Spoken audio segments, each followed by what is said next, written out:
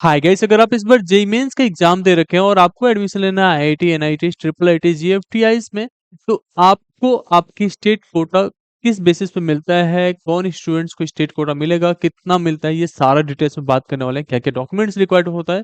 तो JEE mains की counselling से रिलेटेड, आपके जो सा काउंसलिंग होता है उससे रिलेटेड जो भी आपके क्वेरीज रहते हैं, सारा कुछ हम लोग रिजॉल्व कराते हैं। उसमें आपके सीट एलोकेशन से लेके सारे डॉक्यूमेंट्स, प्रोसेस वगैरह सब कुछ बता रहे होते हैं। तो अगर आप पहली बार चैनल पे हैं तो मेक श्योर आपने सब्सक्राइब कर रखा है। बहुत सारे स्टूडेंट्स की क्वेरीज आ रहे थे कि हम लोग अगर स्टेट कोटा अगर हम जोशा में ढूंढ रहे होते हैं तो किस बेसिस पे मिलता है, क्या डोमिसाइल के बेसिस मिलता है या क्लास 12th के बेसिस पे मिलता है। तो ये तो हमें नॉर्मली पता है कि क्लास 12th जहां से भी आप करते हैं, let say you are a resident of UP और आपने अपना क्लास 12th कंप्लीट कर रखा है दिल्ली से, तो आपका जो है 12th का डोमिसाइल लेने की जरूरत नहीं पड़ती दिल्ली की। आपके 12th के बेसिस पे जो है आपका कोटा असाइंड हो जाता है। तो स्टेट एलिजिबिलिटी जो है, स्टेट कोड ऑफ एलिजिबिलिटी, वो आपका जो है दिल्ली ही आ जाता है अगर आप दिल्ली से क्लास 12th कंप्लीट कर रखें।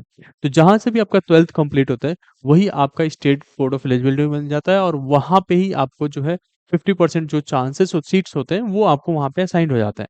ये सारी चीजें क्लियर है। बहुत सारे स्टूडेंट्स के अलग अलग क्वेरीज थे, क्या कहाँ कहाँ में हमें 50% सीट्स मिलता है। तो आईआईटी में अगर आपका एडमिशन होता है तो प्योरली रैंक बेसिस होता है। हाँ, इंटरनल रैंकिंग्स रहते हैं, जैसे कि अगर आप एससी एसटी कैटेगरी में, ओबीसी में या ईडब्ल्यूएस कैटेगरी में हैं, तो उस बेसिस पे अलग से मिल जाता है। बाकी आपका 50% जो सीट्स हैं वो केवल एनआईटीज में ही आपको मिलता है। 50% सीट्स अवेलेबल होता है होम स्टेट में, तो ये आपको ध्यान रहना चाहिए। बाकी कुछ स्टेट गवर्नमेंट के कॉलेजेस के लिए काउंसलिंग्स होते हैं, वो इंडिविजुअल्स होते हैं, जेईई मेंस के भी बेसिस पे बहुत सारे होते हैं। तो इसमें जो स्टेट कोटा होता है वो गवर्नमेंट डिसाइड करता है, अपने अपने स्टेट में अलग अलग होता है, जैसे 30%। बट एनआईटीज में 50% है। बाकी जीएफटीआईस के लिए भी अलग रहता है। आईआईटी का तो हो गया प्योरली रैंक बेसिस, तो उसमें कुछ करा नहीं जा सकता। क्लास 12th की मार्कशीट बहुत ही जरूरी रहता है आपका। और जो अलॉटमेंट होता है आपका, जो भी सीट्स मिल रहे होते हैं वो ऑटोमेटिकली मिलता है। अगर आपका क्लास 12th उस स्टेट से हुआ है जहाँ पे आपको एनआईटीज कॉलेज मिलना है वाला है, तो वहाँ पे आपका वो 50% में चेक किया जाता है कि वहाँ पे मिल पाया क्या नहीं। काउंसलिंग से रिलेटेड सारे डिटेल्स हम लोग दे रहे होते हैं।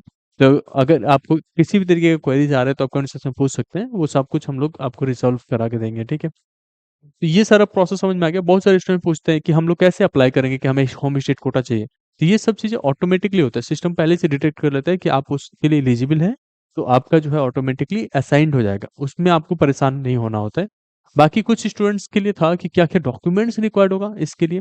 तो अगर आप एनआईटीज में ही एडमिशन ले रहे हो तो आपका केवल क्लास 12th की मार्कशीट की रहती है, और वो जैसे ही आप जेई मेंस के फॉर्म में डाले होते हो वही आ जाता है जोशा काउंसलिंग के फॉर्म्स में। तो उस बेसिस पे आपको पता चल जाता है कि 12th का आपका स्टेट कोटा क्या रहेगा, ठीक है। लेट्स से अगर आपका स्टेट कोटा दिल्ली है, तो आपने पहले ही क्लास 12th दिल्ली से किया है वो लिख मेंशन करोगे, उस बेसिस पे आपको असाइंड हो जाएगा दिल्ली का जो 50% कोटा रहेगा वो।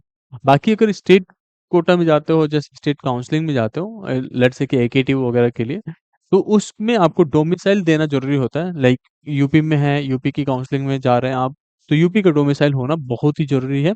बाकी इसके अलावा कोई डॉक्यूमेंट्स की जरूरत नहीं पड़ती। हाँ, जो स्टूडेंट डोमिसाइल बनवाते हैं उनको जो है 1 अप्रैल से स्टार्ट होना चाहिए 2025 का, ठीक है। 31 मार्च को जो है एक्सपायर हो जाता है। तो जो भी न्यूली डॉक्यूमेंट्स आपके बनते हैं, ईडब्ल्यूएस सर्टिफिकेट बनवाइए या कोई भी, तो काउंसलिंग से पहले बनता है और 1 अप्रैल के बाद वाला जो है वैल्यूएबल माना जाता है। उससे पहले वाला जो है एक्सेप्टेबल नहीं होता। अगर आपको उससे पहले वाला है, 1 अप्रैल से पहले वाला है, तो आपको उसे रिन्यू कराना जरूरी होता है। इससे रिलेटेड और क्या क्वेरीज है, किस पे वीडियोस आने चाहिए, वो हमें कमेंट सेक्शन में बताइए।